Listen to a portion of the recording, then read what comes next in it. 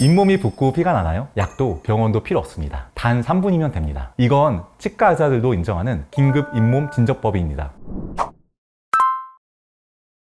잇몸이 붓고 피가 나는데 약도 없고 치과도 갈 수 없는 상황이신가요? 오늘 제가 알려드릴 3분 응급 비법이면 바로 진정됩니다. 저는 인플맨 김정기 원장입니다. 지금 바로 따라해보세요. 영상 끝까지 보시면 단순 응급처치뿐만 아니라 잇몸 건강을 근본적으로 지키는 장기 관리법까지 가져가실 수 있습니다. 잇몸에서 피가 난다는 건 단순히 건드려서 상처가 났다가 아닙니다. 대부분은 잇몸 안쪽에서 염증 반응이 일어나고 있다는 신호입니다. 잇몸이 부풀어 있을 때 칫솔이나 치간 칫솔이 닿으면 그 얇은 혈관들이 자극을 견디지 못하고 바로 피가 터져 나오는 것이죠. 그런데 핵심은 왜 이 잇몸이 붓느냐입니다. 바로 플라그 때문입니다. 치아와 잇몸 사이에 아주 좁은 틈새에 음식물 찌꺼기가 남으면 거기서 세균들이 굴락을 형성합니다. 특히 진지발리스 같은 대표적인 잇몸병 세균이 증식하면 우리 몸은 이를 방어하기 위해 혈액을 몰아주고 면역세포를 보내는데요. 그 과정에서 잇몸이 붓고 작은 자극에도 쉽게 출혈이 생기게 되는 겁니다. 잇몸 붓기와 출혈은 단순한 현상이 아니라 내 몸이 SOS 신호를 보내는 과정이라고 보셔야 합니다. 다행히 이게 아직 초기 단계라면 집에서도 간단한 응급처치로 진정시킬 수 있습니다. 그렇다면 지금 내 잇몸은 어느 정도일까요? 응급처치로 충분한지 아니면 더 심각한 단계인지 확인이 필요합니다. 제가 준비한 간단한 자가 체크리스트로 한번 점검해 보세요. 다음 6가지 항목 중에 3가지 이상 해당된다면 단순한 응급처치로만 부족할 수 있습니다. 1. 양치나 치실을 할 때마다 매번 피가 난다. 몸속 염증이 이미 자리를 잡았다는 신호일 수 있습니다. 하루 이틀 가볍게 나는 게 아니라 습관처럼 매번 난다면 이미 잇몸병 단계에 들어섰을 가능성이 큽니다. 2.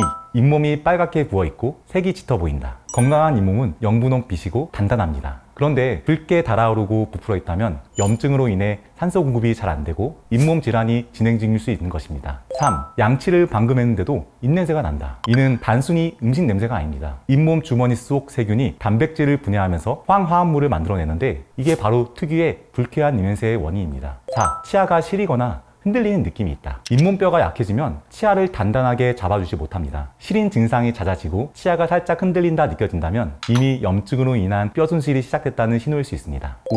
잇몸이 내려가서 치아가 예전보다 길어 보인다. 잇몸이 손상되면 점점 뿌리가 노출됩니다. 거울을 봤을 때 치아 길이가 늘어난 것처럼 보인다면 진행성 잇몸 질환일 가능성이 높습니다. 6. 아침에 일어나면 잇몸이 붓거나 눌렀을 때 통증이 있다. 밤에는 침 분비가 줄어서 세균이 더 활발히 증식합니다. 그래서 아침에 잇몸이 부겁게 붓고 눌렀을 때 욱신거리면 밤새 염증이 악화됐다는 신호일 수 있습니다. 위에서 3가지 이상 해당된다면 내 잇몸이 이미 SOS 신호를 보내고 있다고 보셔야 합니다. 이럴 땐 응급처치만으로는 부족하고 반드시 치과 검진이 필요합니다. 반대로 한두 가지만 해당된다면 아직 초기일 수 있으니 바로 관리 습관을 시작하면 회복이 가능합니다.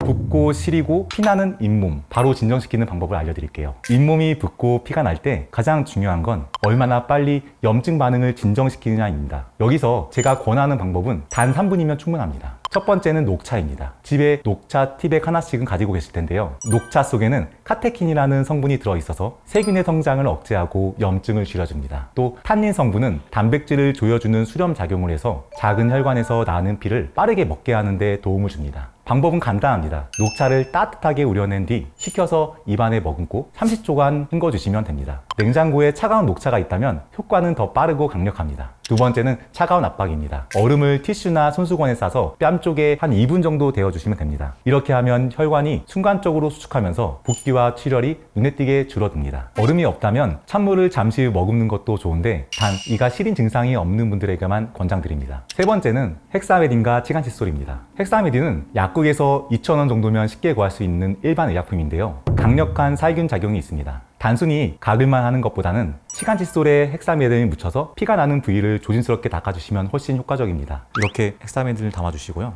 치간칫솔에 이렇게 헥사메딘을 묻혀주시고요. 피가 나는 어금니 사이에 치간칫솔을 넣어서 직접 헥사메딘을 적용하게 됩니다. 이렇게 물리적으로 플라그를 제거하면서 동시에 화학적으로 살균 작용까지 일어나기 때문에 단기간에 붓기와 출혈이 빠르게 가라앉습니다. 저도 가끔 사용하는데 처음엔 약간 얼얼하다가 1분 정도 지나면 오히려 시원해지면서 통증이 사라지는 걸 느낄 수 있습니다. 정리하자면 녹차, 차가운 압박, 그리고 헥사메딘, 이 3가지만 기억하시면 약을 먹지 않아도 단 3분 만에 잇몸 붓기와 출혈을 진정시킬 수 있습니다.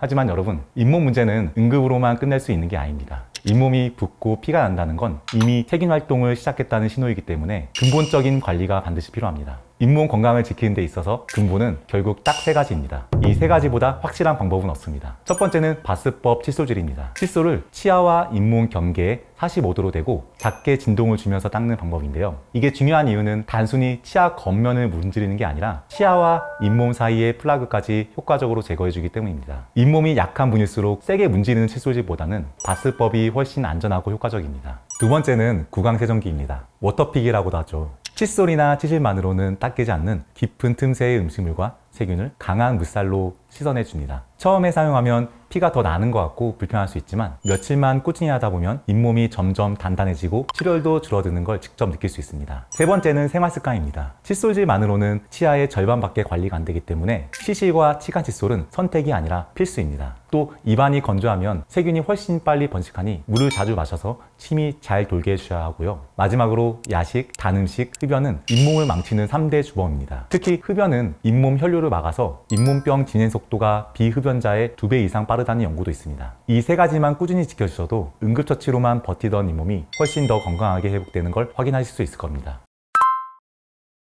마지막으로 환자분들이 가장 자주 하시는 잇몸 건강과 관련된 질문에 짧게 답해 드리겠습니다. 첫 번째 질문입니다. 양치만 하면 잇몸에 피가 나는데 이거 정상인가요? 네, 가끔 피가 나는 건 흔한 현상입니다. 며칠 동안 양치를 제대로 못했거나 몸이 너무 피곤할 때 일시적으로 세균이 늘어나면서 가벼운 염증이 생길 수 있습니다. 이런 경우에 양치와 치실, 치간 칫솔로 관리해 주시면 며칠 안에 회복되는 경우가 많습니다. 하지만 매일 양치할 때마다 계속 피가 난다면 이미 잇몸 질환이 진행되고 있을 수 있기 때문에 주의가 필요합니다. 두 번째 질문입니다. 치실을 쓸 때마다 피가 나는데 계속 써도 되나요? 네, 이때는 오히려 계속 쓰셔야 합니다. 처음에는 피가 나더라도 꾸준히 치실을 사용하면 염증이 줄어들면서 출혈이 멈추는 경우가 많습니다. 반대로 피가 난다고 멈추면 세균이 더 쌓여서 잇몸이 더 약해집니다. 세 번째 질문입니다. 잇몸에서 피가 나면 무조건 치주염인가요? 아닙니다. 단순히 관리가 소홀해서 피가 나는 정도라면 올바른 양치와 치실, 헥사베딘 같은 살균제만으로도 금방 좋아질 수 있습니다. 하지만 출혈이 2주 이상 지속되거나 잇몸이 내려앉아 치아가 길어 보이거나 치아가 흔들린다면 이미 치주염이 진행 중일 수 있습니다. 이런 경우에는 반드시 치과 검진을 받으셔야 합니다. 네 번째 질문입니다. 잇몸에서 나는 피, 상표도 괜찮은가요? 많이들 걱정하시는데 대부분의 세균은 위산에서 바로 살멸됩니다. 피 속에 포함된 염증 물질도 단백질이나 지질 성분인데 소화 과정에서 잘게 분해되어 몸 밖으로 배출되기 때문에 큰 문제가 되지 않습니다. 다섯 번째 질문입니다. 가정에서 하는 잇몸 관리법 중 정말 효과 있는 건 뭘까요? 아마 여러 가지 민간 요법들을 많이 알고 계실 텐데요. 하지만 치과에서 실제로 권하고 가장 효과적인 방법은 전문가 방식의 양치법입니다. 대표적인 게 앞서 말씀드린 바스법 칫솔질입니다. 여기에 더해 치실과 치간 칫솔, 구강세정기까지 사용해 주시면 더 좋습니다. 여섯 번째 질문입니다. 그럼 민간요법은 효과가 없나요? 가장 많이 알고 계시는 소금물 가글은 어느 정도 효과가 있다고 볼 수 있습니다. 차가운 소금물을 머금고 있으면 냉찜질 효과로 혈관이 수축되고 삼투압 작용으로 부종이 줄어들며 소금 자체의 살균 효과까지 더해져 일시적인 출혈 억제에 도움이 됩니다. 하지만 베이킹소다는 과하게 쓰면 치아 표면을 손상시킬 수 있고 식초 가글은 산성이 너무 강해서 오히려 치아를 부식시켜서 시린 증상을 악화시킬 수 있습니다. 작은 문제를 고치려다가 더 큰 문제를 만들 수 있기 때문에 이런 것들은 권장하지 않습니다. 마지막 질문입니다. 입냄새와 잇몸 출혈은 관련이 있나요? 네, 밀접한 관련이 있습니다. 잇몸에서 피가 난다는 건 그 부위에 염증이 있다는 뜻인데요. 특히 잇몸 출혈이 계속되면 세균이 더 활발해지고 그 과정에서 나오는 부산물들이 입냄새를 심하게 만들 수 있습니다. 따라서 입냄새와 잇몸 출혈이 동시에 나타난다면 단순한 구강 청결 문제가 아니라 잇몸 질환의 가능성을 반드시 확인해 봐야 합니다. 보다 자세한 내용은 지난 입냄새 편 영상을 확인하시길 바랍니다. 오늘 알려드린 방법, 혹시 내일 아침에 피가 난다면 꼭 바로 해보세요. 바로 효과를 보실 수 있을 겁니다. 잇몸 건강은 관리하기 나름이고 작은 습관이 평생 치아를 지켜줍니다. 다음 영상에서는 치과 치료 통증 없이 회복하는 비밀 방법을 알려드릴 예정이니 구독과 알림 설정 꼭 부탁드립니다. 댓글로 여러분이 직접 해본 잇몸 관리 팁이나 궁금증도 남겨주세요. 감사합니다.